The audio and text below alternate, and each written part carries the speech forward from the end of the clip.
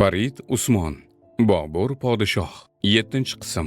Xuroson hukmdori Husayn Boyqaroning ba'zi ishlari xususida. Husayn Boyqaro ham, o'g'illari ham tinch yashamas edilar. Xisravshoh boshliq beklar va shunga o'xshash beklar ham ulardan battar edilar. Hali unisi ustiga qo'shin tortgan, hali bunisi ustiga qo'shin tortgan edi. Yuqorida aytganimizdek, Mavoron Nahr arning uyasidek gap edi. Mo'g'illar, o'zbeklar, tarxonlar deysizmi, barchasi bir-birlari bilan goh inoq, goh yovlashgan edi. Arzimas bir sabab bilan og'a-inilar o'rtasida dushmanlik paydo bo'lib qolardi. Shuning uchun ham yurt arning uyasiga aylanib qolgan edi. Mana masalan, Bobirnomada shunday yoziladi. Sulton Husayn Mirzo Balxga yetganda Balxni Badiuz zamonga berib, uning viloyati bo'lgan Astrobodni Muzaffar Husayn Mirzoga beradi. Har ikkisini Balx va Astrobod hokimiga bir majlisda ta'zim qulluq qildiradi. Ana shu sababdan Badiuz zamon Mirzo ranjiydi. Keyingi shuncha yillik dushmanliklar va fitnalarning sababi shu edi. Ko'rinib turibdiki, podshoh ota o'z o'g'illari o'rtasidagi adovatni o'zi kuchaytirib qo'yishiga sababchi bo'lmoqda. Natijada shahzodalar bir-birlari bilan murosa qilish o'rniga bir-birlarining ustiga qo'shin tortib borishni tobora avj oldirishadilarki, bu sodir bo'layotgan urushlarning nihoyasi yo'q edi. Husayn Boyqaro kuchayib borayotgan Xisravshoh bilan olishib yotgan bir vaqtda Samarqandda Tarxoniylar fitnasi boshlanib ketadi. Amir Temur poytaxt qilgan bu mo'tabar shaharni Darvesh Muhammad Tarxon Buxorodan kelib, Sulton Ali Mirzoni Qarshidan olib kelib, podshoh qilib qo'yadi. Boysunqir Mirzoni o'limga buyuradi. U qutulib qoladi. Samarqand beklari, sipohiylari va shahar aholisi ommaviy hujum qilishib, Tarxoniylarni ark ichiga qamashadi. Boysunqir Mirzoni yana o'rniga tiklashadi. Darvesh Muhammad o'limga hukm qilinadi. U o'lishdan qo'rqib dod voy soladi. Ustunga yopishib ko'z yosh to'kishiga qaramay qatl qiladilar. Sulton Ali Mirzo esa qutulib qoladi va Buxoroga qochadi. Boysunqir Mirzo Buxoroga qo'shin tortib boradi, ammo Sulton Ali Mirzodan yengiladi. Sulton Ali Mirzo endi Boysunqir Mirzoni ortidan Samarqandga qarab lashkar tortadi.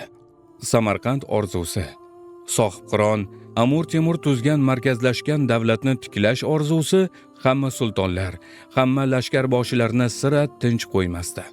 Sulton Ali Mirzo Boysunqir Mirzoni ortidan darhol Samarqandga yurdi. Bu xabar Andijonga yetib keldi. Biz ham Samarqand orzusida o'sha Shavvol oyidayoq lashkar tortib otlandik, deb yozadi Bobur.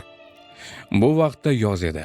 Kunlar isib ketgan bo'lishiga qaramay, hukmronlik talab shahzodalarda va shuningdek lashkarboshi bo'lgan beklarda orom yo'q edi. Hammalari go'yo och qolishgan u ochlik natijasida qorin to'ydirish maqsadida katta o'lchaga ko'z olaytirishayotgan edi. Samarqand ana shunday o'lja bo'lib, hammalari o'sha o'lja poytaxt shahriga bir kirish va Temur hazratlari barpo qilgan taxtga bir o'tirishni orzu qilishardi. Yosh Boburning yuragida ham shu orzu edi. U ham lashkar tortib borgan edi. U tarafdan kelgan Sulton Ali Mirzo bilan u otdan tushmagan holda ko'rishishadi va va'dalashib ham olishadi. Maqsadlari birgalikda Samarqandni egallash bo'ladi. Butun yoz bo'yi Sulton Mas'ud Mirzo ham, Xisravshohni ukasi ham 3-4 oylab hammalari Samarqandni qamal qilishadi. Lekin hech ish chiqara olishmaydi. Qish yaqinlashib qoladi. Samarqand xalqi esa shaharni bermaslik uchun ancha chora-tadbirlarni ko'rib bo'lishgan edi. Shularni bilishgan shahzoda va beklar ortiga qaytishni ma'qul ko'rishadi. Sulton Ali Mirzo Buxoroga, Bobur Andijonga qaytadilar. Bu davrda Husayn Boyqaro atrofida bo'layotgan voqealar ham yaxshi emasdi.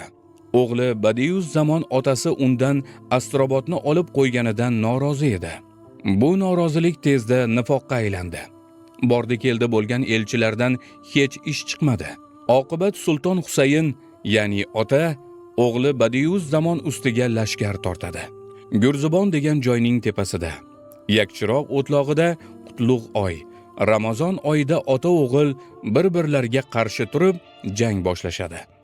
Jangda Badiuz zamon yengiladi. Ota bu tarafga, yengilgan o'g'il u tarafga ketadi.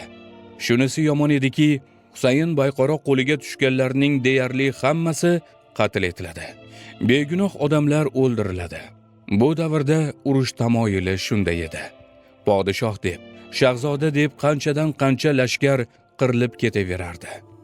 Janglar avjiga chiqsa chiqayotgan ediki, pasaymayotgan edi.